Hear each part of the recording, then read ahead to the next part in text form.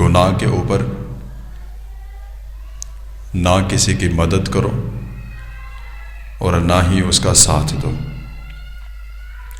اگر کوئی گناہ کرے تم نے اس کا ہلکا سا ساتھ دیا تو گویا تم گناہ میں برابر کے شریک ہوئے۔ کوئی گناہ کر رہا ہے تم نے خاموشی سے دیکھا تو گویا تم برابر کے شریک ہوئے۔ کوئی گناہ کرتا ہے تم نے اس کو برا نہیں جانا بلکہ اس کی حمایت کی تو پھر سمجھ لو کہ تم بھی برابر کے شریک ہو۔ اسی چیز کو قرآن مجید نے بیان فرمایا ہے کہ نہ گناہ کرنا ہے اور نہ ہی کرنے والوں کا ساتھ دینا ہے۔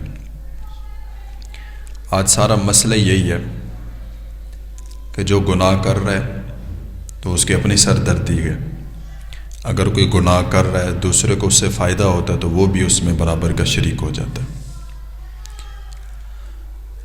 تو یہ چھوٹی چھوٹی چیزیں جو ہیں ہمیں اللہ اور اس کے رسول سے، دین اسلام سے، نماز سے، قرآن سے، ہر چیز سے دور کرتے جا رہے ہیں۔ آپ 27 رجب منائیں، آپ 15 شعبان منائیں، شب برات منائیں، لیلۃ القدر منائیں، محرم کا مہینہ، مطلب جتنا بھی خاص عبادات کے موقع ہیں ان میں آپ جتنا مرضی عبادت کریں، آپ مکے میں جائیں، آپ مدینے میں جائیں، یہ ساری چیزیں تب آپ کو فائدہ دیتی ہیں جب آپ اللہ اور اس کے رسول کے بتائے ہوئے طریقے کے مطابق زندگی گزار رہے ہیں۔ اگر ہمارے اندر کوئی گناہ ہے پھر کوئی نیکی، کوئی عبادت قبول نہیں۔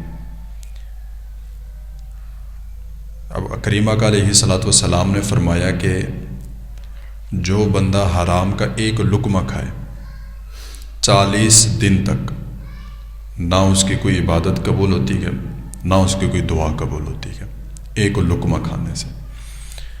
تو جو بندہ صبح شام حرام کھائے، جو بندہ صبح و شام جھوٹ بول کے پیسے کمائے، غلط طریقے سے کمائے، سود خوری کرے، یہ تو ایک لقمے کی سزا ہے کہ 40 دن تک اس کی عبادت، اس کی دعا قبول نہیں ہوتی۔ تو جو خود بھی غلط کر رہا ہو اور اپنے بچوں کو بھی کھلا رہا ہو، پھر وہ کہے کہ میرے معاملات نہیں ٹھیک، پھر وہ کہے کہ جی میرے مالی حالات بڑے خراب ہو گئے، اور کریمہ کا علیہ الصلوۃ والسلام نے فرمایا کہ مال کو قسم کھا کے نہ بیچو۔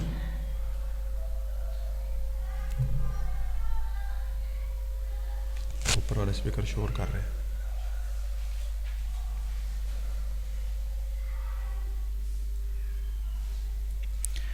کریمہ کا علیہ الصلوۃ والسلام نے فرمایا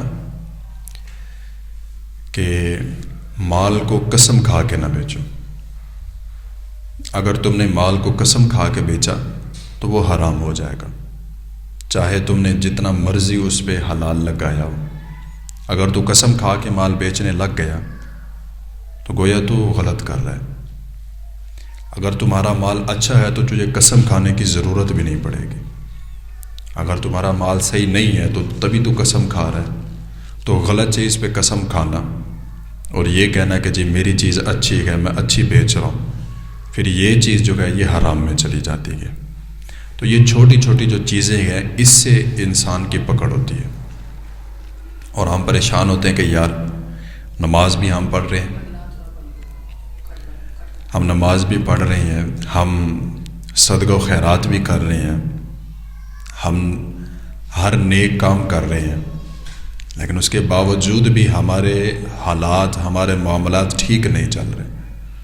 تو پھر انسان کو تنہائی میں بیٹھ کے سوچنا چاہیے کہ میں کوئی ایسا کام تو نہیں کر رہا جس سے اللہ اور اس کے رسول نے منع فرمایا، گویا وہ چھوٹا ہو یا بڑا ہو، جس سے اللہ اور اس کے رسول نے منع فرمایا اس سے رک جانا چاہیے۔ الراشی والمرتشی کلاہما فی النار، کہ کہ رشوت دینے والا اور رشوت لینے والا اور درمیان میں ذریعہ بننے والا، یہ سارے کے سارے جہنمی ہیں۔ تو جو یہ کہتے ہیں کہ جی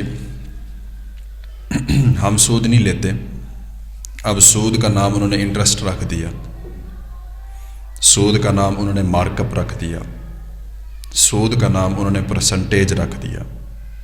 اب یہ سارے نام سود کے ہیں، آپ جتنا مرضی نام بدلی جاؤ، آپ جتنا مرضی اس کی ڈیفینیشن بدلی جاؤ، اس کی تعریف بدلی جاؤ، اگر وہ سود کی طرح ہے تو چاہے نام بدل لو، چاہے جو مرضی کر لو، چاہے طریقہ بدل لو، سود سود ہی ہے۔ آپ کو کہے کہ جی نہیں جی سود تو یہ ہے نا کہ جی اب بندے نے کسی سے پیسے لیے اور اس کو بولا جی بدلے میں تو نے مجھے زیادہ دینے ہیں، یہ بھی سود ہے۔ اب اگر کوئی بندہ کسی کو چیز دیتا ہے، ایک مقرر ہوگی قیمت کہ جی یہ قیمت دینی ہے، اب اس سے وہ ایک پیسہ بھی بڑھائے گا تو چیز کے اصلی پیسوں کے علاوہ جتنا بھی پیسے ہوں گے وہ سارے کے سارے سود میں چلے جائیں گے، ایک پیسہ اگر بڑھایا تو، کیونکہ جو مجلس میں بات طے پا گئی اسی کے اوپر قائم رہنا ہوتا ہے۔ اب اس پہ جتنا مرضی بڑھائی جاؤ،